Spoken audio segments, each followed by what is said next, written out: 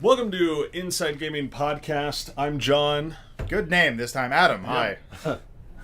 Oh, I'm Rob. God damn it. I thought we might have been going around in circles. Oh, I just wanted to make sure you introduce yourself. British humor. I love it. I'm Bruce. Good. We're going to switch this up. We're going to kind of do a two-parter for this episode. But before we get started, super good, exciting announcement. We're back on iTunes. Oh, we did it. Yay! Yes. We've got a podcast on iTunes. We did it, Apple. I know. Jeez. Thanks for fucking us. We love you when you do that. Good job to Lawrence for getting that back up. Love Lawrence. All right, so starting us out, actually, very quick, just because this just happened right now, Don Mattrick is now the CEO of Zynga. Sounds like a Zynga. joke. Zynga. It sounds like a joke. This is dumb as hell, but Rob, I'm really hoping, since you're the only professional one here, what the hell does this mean? Well, what it means for Zynga, God knows, I mean, they're in trouble. But for Microsoft, it's huge that the guy leading something like Xbox One leaves 4 months before that launch. That is just kind of crazy. In addition, there were also rumors that he was actually the top choice for the EA CEO job, which is currently open, and that's also where he got his sort of start. So that would have been also an obvious fit. What it means for Microsoft is kind of unclear right now, because we don't know if this was a preemptive based on concerns even above Mattrick's head about the problems, fuck-ups over the announcements and the DRM fiasco, or if this was, some natural sort of evolution. It's just weird timing to think it's a natural evolution. Yeah. Is it ultimately going to be negative or positive that he's gone from Microsoft now? It really depends on who they put in his place and how much time they have to actually do something. It's Julie Larson-Jones. Right. Who that's worked the- for right, for the who hard has part. been working on Microsoft Office for like the past Perfect. 5 years. I know, yeah. She knows spreadsheets. It's a weird choice. Well, Microsoft moves around execs within departments like that. That's not unheard of at all. Obviously, yeah, she's not a gaming person, but the interactive entertainment division, which was what Mattrick was president of, was broader than just Xbox. But for gamers looking at Microsoft, and he's the guy that was on stage at the reveal, he's the guy on stage at the announcements, to leave 4 months before is just plain weird. Yeah, that's right. It seems really bad. I mean, I don't think there's any other way to look at that. Yeah, I don't think you can say that it's good news is for Microsoft, just because they've now got to reshuffle, and when you've got the guy that's in theory dictating, I mean, you've got to assume that Xbox One is on a path that's not going to change. Right. At this point, even though they did manage to flip the DRM situation, they are in general on a hardware and software path that could not be changed in this next 4 months. Right. But from a sort of general leadership perspective, who's now steering that ship? Is there a real possibility of Zynga just offering him a lot of money, and he was like, okay, yeah. I heard he's getting paid in all stock. Yeah, it was It mostly a wasn't, stock it wasn't deal. pushed out? Oh, push out of Microsoft? Possibly. I mean, when people quit, they typically don't just quit. Right. Unless it's a small company. When it's a big place like that, obviously there's some pressure from somebody, and E3 didn't go over that well. But you've got a billion-dollar company like Zynga, you've got a billion-dollar company like EA, both looking for CEOs. And if you want to make a splash at either of those companies, it makes sense that you would approach somebody that has, what looks like a 20-plus year very positive track record. Right. So it might just be, hey, it's time. I've done this for 6 years. But Interesting. So we'll know more later. yeah, I basically. mean, we'll know more when they put in, they get that new person absolutely in the chair who says, well, nothing's changed because we already had all the plans there. Oh, this is how they're getting Farmville on the Xbox One. Yeah, They it's about just time. figured it That's out. the most important waiting question. for it. What's going to happen to Farmville, Rob? What's our topic this week? I forgot. We're actually talking about number one question everyone asks: how to get in the video game industry, or how we got our jobs doing video games. Are we for in a the living. video game industry? Is that a clear distinction? We are not making them, but we are fucking around with them. Right. In the video game. That is a technical job title. So I want to see actually how each one of us have actually made our way into. We should end with him, because Since- he'll probably have the best story, in my opinion. Yours is interesting. I like your story. You Okay, go yeah. first, Bruce. So my story is we discovered G4, the channel G4. I think it was back in 2002 on cable, and me and a bunch of my other fucking nerdy friends. That's all we did was play LANs and video games and GoldenEye, all that other shit. And we found a channel that was dedicated to video games. You found it or you founded it? We found. Okay, you're was not the guy mining. who created We did G4. not create Found G4. G4. No, we found it on cable, and I was like, "There's no way! I can't believe there's an entire channel dedicated to video games." So 2 years later, I moved to Los Angeles, and I applied over and over and over and over and over to G4 to a bunch of these positions I was not qualified for at all. But I just kept sending my resume in because I was like, I really want to work there.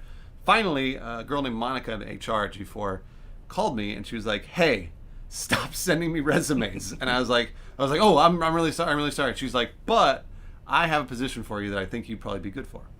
Which boy?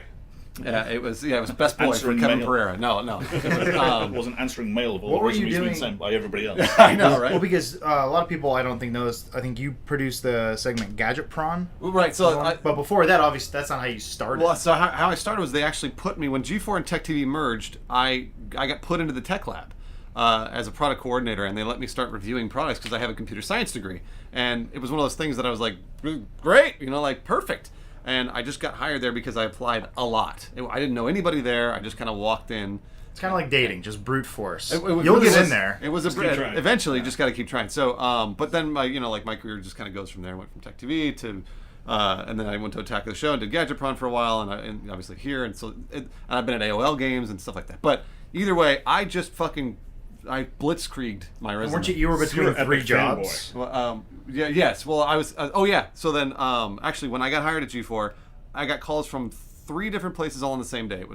It was G4, EA as a tester, and Best Buy as Geek Squad, because I was like, I need a job. I was unemployed for like 2.5 months, and I had to choose on my birthday actually, and I ended up choosing G4, and I feel like that was the right decision.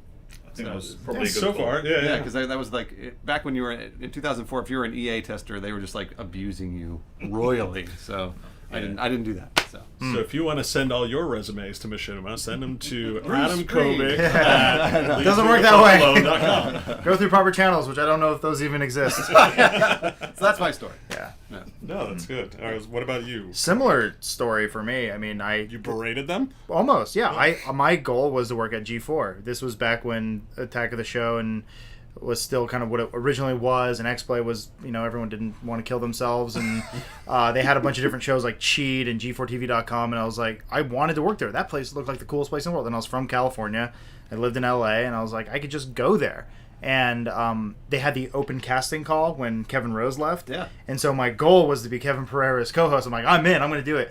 Realizing I have no on-camera experience, and I fucking just froze in front of the camera, but I wore a Halo shirt, so I was like, hey, hire me. And then afterwards, I just told them, I'm like, hey, look, I know I fucked that up, but I just want to work here. I just want to do something. And it was actually Gavin, who now produces for Jimmy Fallon. Yeah. And he was a super cool guy. Gavin's a great guy. Yes, and he remembered who I was. After months later, I saw that they were hiring interns in my college, at College of the Canyons in Santa Clarita. I know some of our listeners and fans actually live there, and so they know about it. God, I need to hide. But yeah, they were advertising for internships at G4, so I was like, hey, another way in. And I only got the job there because the guy who hired me lived in Santa Clarita and wanted to carpool someone into Santa Monica, and he needed someone to get in, but it was my way in, and I worked in the talent department, booking Bigfoot Hunter every other week to come on Attack of the Show, and I hated it. It was miserable. I wanted to work in video games, but I met a lot of cool people, and you and I were working there at the same time. We never met. Yeah, we were right. working at the same time. And when they had the layoffs, I finally got hired, and it was my first job in. And then from there, I met Tina Wood, who also was from Santa Clarita, and then she got me a job across the street for this small company called Channel M, I was just getting paid $100 a day to do game capture, which was fucking cool. Yeah, that's I awesome. was like, sweet, I'm getting paid to play video games. This is so cool. And then I was writing scripts, and then I was editing for them. And then she left to go to Microsoft or whatever. But then from that company, they got an email from a small company called Machinima saying, we need people who can play Halo and World of Warcraft. I'm like, I can do half of that. It was only one or two people in a closet right down the street. And I was like, sure, I can help you guys. And I've been here ever since. Wait, so how long were you interning with them? About, I want to say maybe 6 months, a year, something like that. It was, yeah. I mean, That's like without pay. So you were working. no pay. That was Not a at all. part-time I gig, that or- was, yeah. I had 2 internships. I was working there, and I was doing video casting at another place. They did all the casting for Ghost House Pictures, which is all these like low budget B movie horror. They're doing better stuff now, but back then it was really shitty.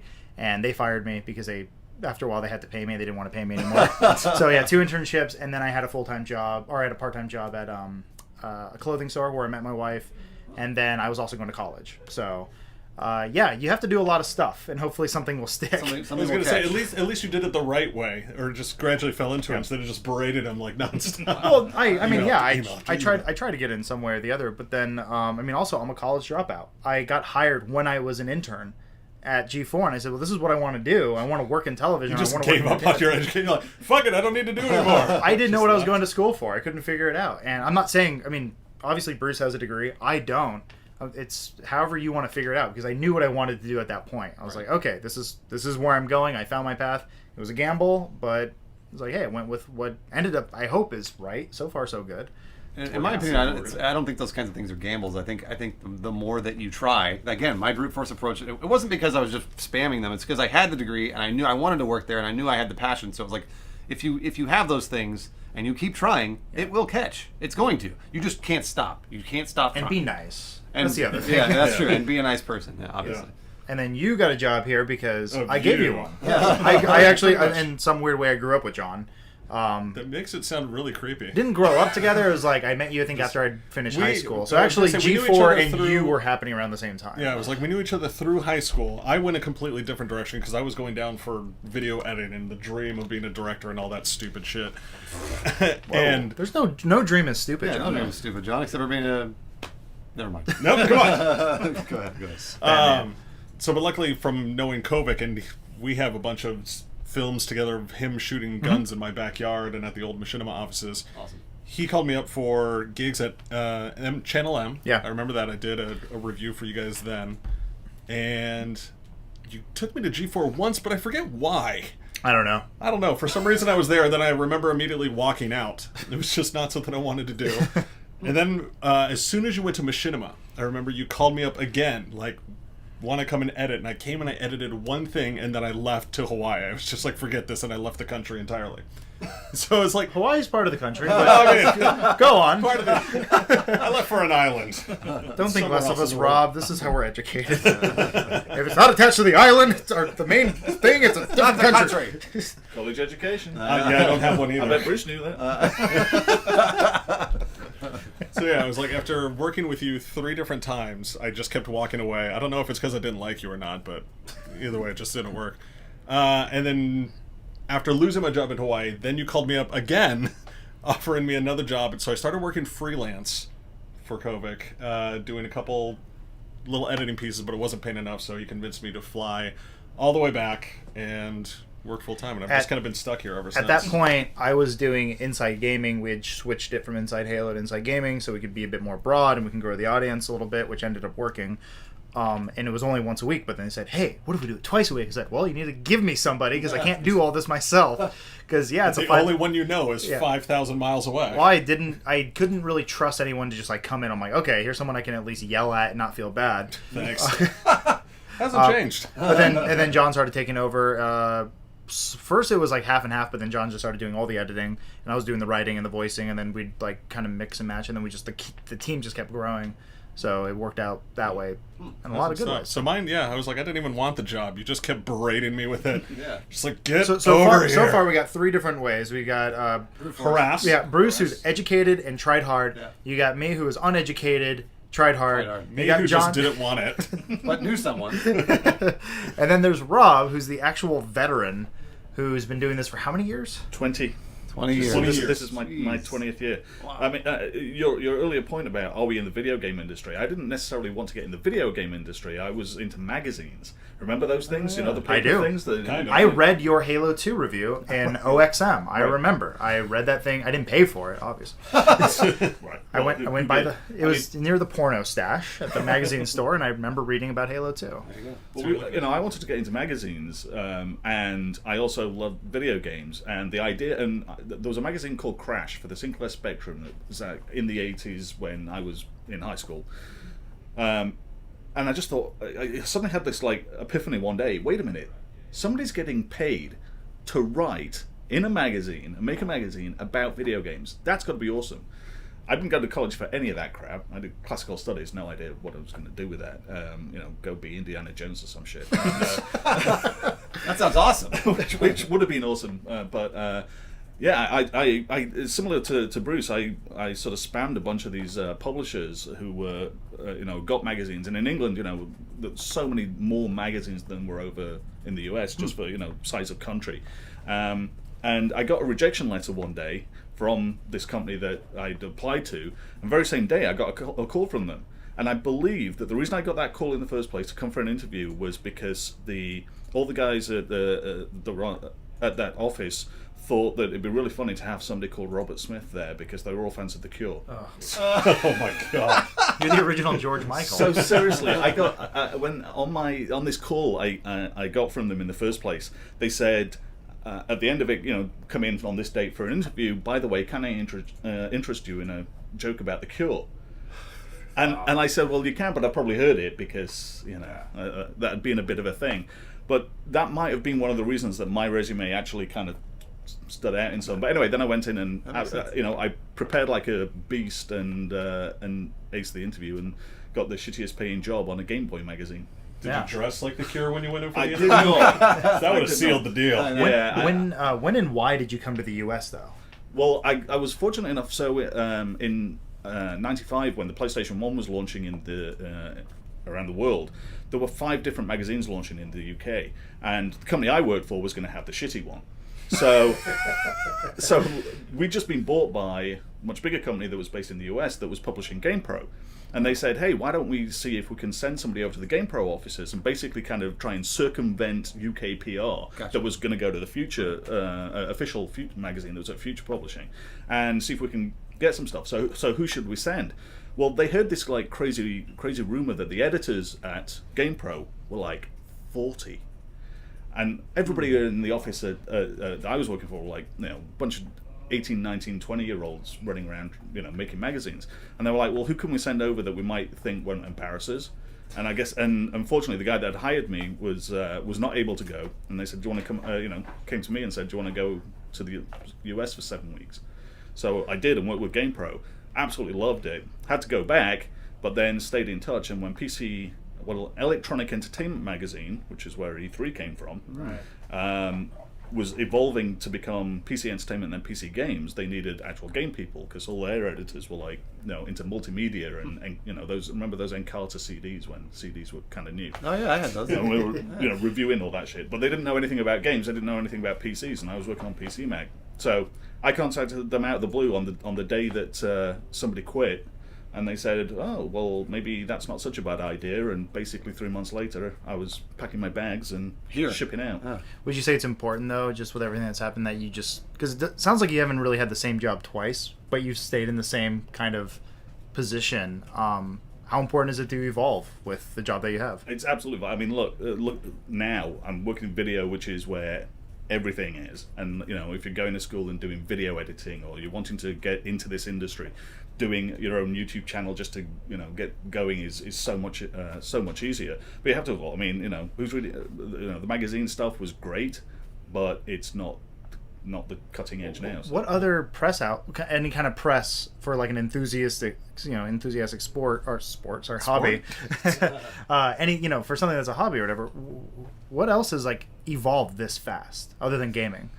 No, gaming is probably it. I mean, from the technology, from the way that the audience has grown, the way that the audience is absorbing content, and that's why we've got people out there with millions of subscribers just because people seem to like the fact that they are good at a video game and it's usually Minecraft, but yes, I get what you're saying. But the fact that I have friends of the family and they've got kids playing Minecraft and doing like cool things, and I was like, well, are you doing a video of this? Are you putting it up on the channel? And like, well, hadn't even thought of that. Yeah. That's what the media in this space now is. It's crazy. So it is crazy. So our final advice, I think, how would you break it down?